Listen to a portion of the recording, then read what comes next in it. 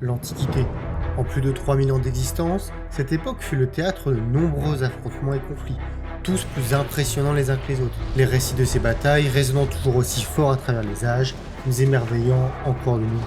Bien évidemment, il m'est impossible de citer toutes les batailles ayant lieu durant cette période en une seule vidéo. Voici donc une sélection personnelle de conflits marquants, et je vous laisse mettre en commentaire à la fin de la vidéo vos suggestions pour de prochaines batailles. Mais je ne vais pas vous faire attendre plus longtemps, bienvenue dans le récit de 6 batailles qui ont changé à jamais le visage de l'Antiquité.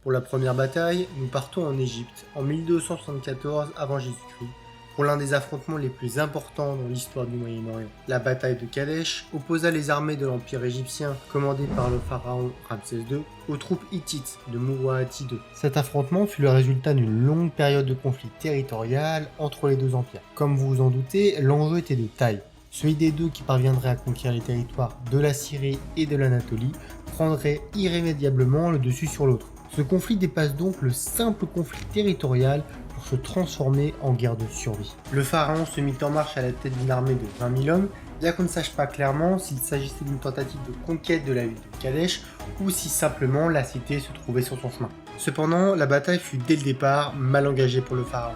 Les espions hittites avaient en effet appris les intentions des Égyptiens et leur avaient tendu une embuscade. Les troupes égyptiennes, trompées par des agents doubles, se jettent dans la gueule du loup. Le roi et ses proches, poursuivant les forces hittites qu'ils venaient de défaire, furent soudainement encerclés et attaqués de tous côtés. Ce ne fut qu'au prix de lourdes pertes et grâce à l'arrivée de renforts que les Hittites furent finalement repoussés, et l'armée égyptienne sauvée de la destruction totale. Malgré cet affrontement sanglant, aucun des deux camps ne réussit finalement à s'imposer, les deux puissances continuant une guerre d'influence entre États interposés, pour finir par conclure un traité de paix, marquant un renouveau entre les diplomaties égyptiennes et hittites. Ce traité de paix, connu sous le nom de traité de paix égypto-hittite, est d'ailleurs considéré comme l'un des tout premiers traités de paix de l'histoire. Pour autant, l'impact de la bataille est à nuancer. Pour les Égyptiens, la victoire est leur, et Ramsès II tira une immense gloire de sa victoire sur le plus grand ennemi de l'Égypte. Cette victoire lui donna une légitimité sans pareille, renforçant sa position de chef et de dieu vivant. En revanche, pour les Hittites, ce conflit est considéré comme un événement anodin. Bon, pour eux aussi, la victoire leur revient, mais la différence vient du fait que pour eux, Kadesh n'est qu'une simple bataille parmi d'autres. Elle ne reflète pas une importance capitale et ne laissa que peu de traces dans les archives hittites. L'histoire est écrite par les vainqueurs, hein, mais quand il y en a deux, on fait comment ?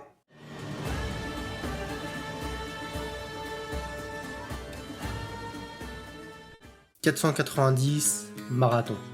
Sur ces berges et côtes de la Grèce, eut lieu l'un des affrontements les plus importants de l'histoire entre les cités libres de Grèce et l'empire perse de Darius Ier. Les Perses, désireux de se venger des cités libres grecques qui avaient soutenu des cités rebelles contre les Perses, n'avaient qu'un seul objectif: écraser les Grecs et prendre possession de leur territoire. Face à cette menace, les cités grecques n'eurent d'autre choix que de se regrouper pour défendre leur territoire. Les Grecs unis réussirent à mobiliser une armée de 10 à 11 000 hommes, composée majoritairement d'Athéniens et de Platéens. Mais les effectifs grecs avaient beau être très importants pour l'époque, ils étaient encore très loin de faire face aux 25 à 35 000 hommes des Perses. Mais les généraux grecs, notamment l'Athénien Mithridate, imposaient une tactique risquée, jouant le tout pour le tout. Au petit matin du 17 septembre, les Perses débarquent sur la plage de Marathon. En face, les Grecs se déploient en 3 blocs compacts, prêts à refouler les Perses à la mer. Le centre de la formation, la phalange la plus puissante, réussit à tenir face aux assauts incessants des Perses. Profitant de ce temps, les 2 blocs aux extrémités de la formation grecque se déploient sur le côté des Perses, formant un mouvement de tenaille sur le centre de l'armée, provoquant une véritable débâcle. Après la bataille, la rapidité de déplacement des troupes athéniennes leur permet de rejoindre Phalère, où elles dissuadent les Perses de tenter un nouveau débarquement, et ainsi d'engager une nouvelle bataille. Cette victoire permet aux Grecs de renforcer leur capacité militaire et fut également le moteur de la légende des Hoplites, les guerriers lourdement armés de la Grèce antique. Elle eut également un impact sur la manière dont les cités grecques affronteraient les menaces extérieures. Désormais, les Grecs se battraient de manière coordonnée, même face à des ennemis supérieurs en nombre. Pour conclure, la bataille de Marathon fut un moment déterminant de l'histoire grecque. J'irai même plus loin en disant que ce fut un moment déterminant pour l'histoire antique, anéantissant l'invincibilité de l'Empire perse, tout en montrant aux Grecs leur capacité de résistance même face à une menace écrasante.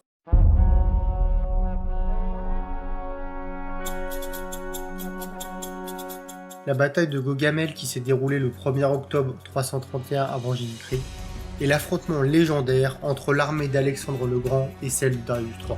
La bataille eut lieu dans la plaine de Gaugamel, dans le nord de l'Irak actuel, même si la localisation exacte de la bataille n'est pas clairement établie. On situe généralement le site à l'est de la ville de Mossoul.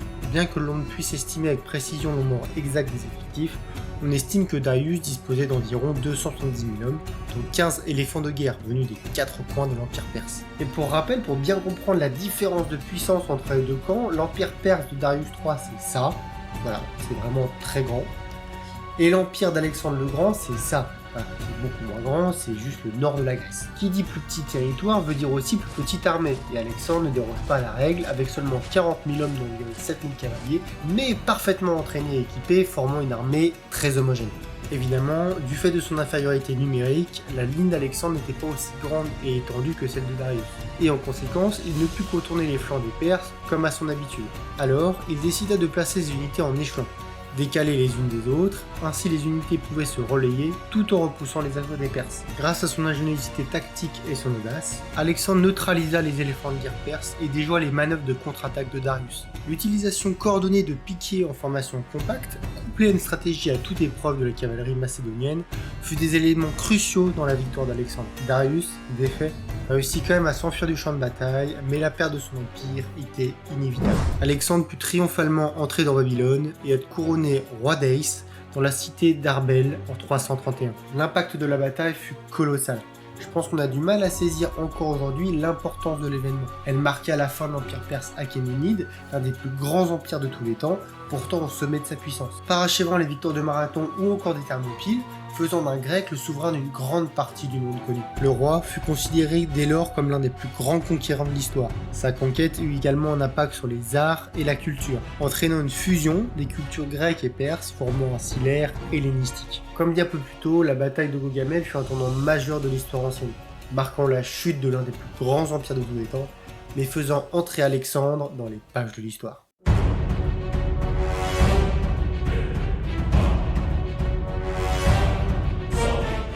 Comment faire une vidéo sur les grandes batailles sans parler de nos ancêtres les Gaulois et sur l'un des affrontements les plus difficiles de la République romaine. Le siège d'Alésia eut lieu en 58 avant Jésus-Christ et avait pour objectif de libérer la Gaule de l'occupation de Jules César. Cette bataille fut le point culminant de la guerre des Gaules et a eu des conséquences durables sur l'histoire de la Gaule et de l'Empire romain. On estime que l'affrontement opposa plusieurs dizaines de milliers de combattants des deux côtés. Le chef gaulois Vercingétorix avait rassemblé une importante armée venue de toute la Gaule, d'environ 80 000 hommes, réfugiés dans la cité d'Alésia. Jules César, en infériorité numérique, peut compter sur environ 60 000 hommes, parfaitement équipés et disciplinés à la romaine. César, pour piéger les Gaulois à l'intérieur de la cité fortifiée, engagea un siège massif tout autour de la ville et érigea d'importantes fortifications, réseaux de pièges et tranchées. Non, vraiment, Alésia, c'est un chef-d'œuvre architectural et militaire. Les Gaulois ainsi piégés espéraient que des renforts viendraient à leur secours. Mais César, en fin stratégie militaire, avait anticipé et ordonna la construction d'un second rempart pour empêcher toute tentative de secours. La bataille fut une longue et éprouvante lutte. Les Gaulois tentèrent bien de sortir plusieurs fois d'Alésia et de forcer les fortifications, mais toutes leurs tentatives échoua face au dispositif romain. Finalement, répondant aux prières de Vercingétorix, une armée de secours de plus de 240 000 hommes arrivèrent pour libérer les Gaulois. Le chef Arverne, reprenant espoir, tenta une ultime sortie avec ses troupes. Il fallut alors tout le génie de César et la détermination de ses hommes pour repousser les assauts gaulois. Le dispositif de défense faillit à de nombreuses reprises tomber en ruine. Mais au terme de la bataille, ce furent bel et bien les Romains qui en sortirent victorieux. Vercingétorix, voyant que toute résistance était inutile, se rendit à César, mettant ainsi fin à la guerre des Gaules. Vous vous en doutez, les impacts du siège d'Alésia furent sans précédent, bouleversant profondément la société gauloise. La défaite d'Alésia marqua le début de la domination romaine sur la Gaule et mit un point d'arrêt à la résistance organisée contre Rome. Cela ouvre également la voie à l'intégration de la Gaule dans le futur empire romain et à sa romanisation progressive. Pour César, sa victoire à Alésia et le rattachement de la Gaule renforçaient sa position, faisant de lui le général ayant conquis le plus grand territoire de la République romaine. Ses succès militaires en Gaule lui fournirent le prestige suffisant pour accroître son pouvoir politique et le propulsèrent vers le statut de dictateur de Rome. Ce que l'on peut dire, c'est que la défaite gauloise changea à jamais le visage de l'Antiquité, posant la première pierre du régime dictatorial de César, régime qui après sa mort entre les mains de son neveu Octave aboutira à la création de l'Empire romain.